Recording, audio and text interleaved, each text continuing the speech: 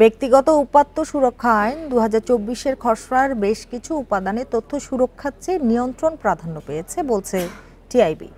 এর ফলে মানবাধিকার ও সাংবিধানিক অধিকার ক্ষুণ্ণের শঙ্কা তৈরি হয়েছে জানিয়েছেন সংস্থার নির্বাহী পরিচালক ডক্টর ইফতেখারুজ্জামান।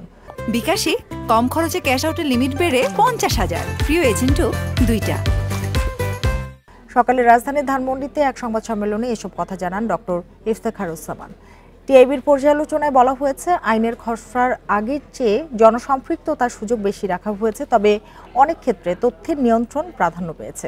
এছাড়া আইনের মৌলিক জায়গাগুলো আরও বেশি জটিল হয়েছে। ব্যক্তি স্বার্থ রক্ষার চেয়ে ব্যবসা বাণিজ্যের প্রসার গুরুত্ব পেয়েছে। ব্যক্তিগত উপাত্ত সুরক্ষা আইনের অধীনে কমিশন গঠনের দাবি জানিয়েছে টিআইবি। এছাড়া ব্যক্তিগত তথ্যের সংজ্ঞায়ন এবং মত প্রকাশের স্বাধীনতা ও ব্যক্তিগত তথ্যের সুরক্ষায় গুরুত্ব দিয়েছে সংস্থাটি। জনস্বার্থ ও সরকারি স্বার্থকে আলাদা করে তথ্যের প্রাপ্যতার জন্য আইনি কাঠামো দাবি জানিয়েছে টিআইবি।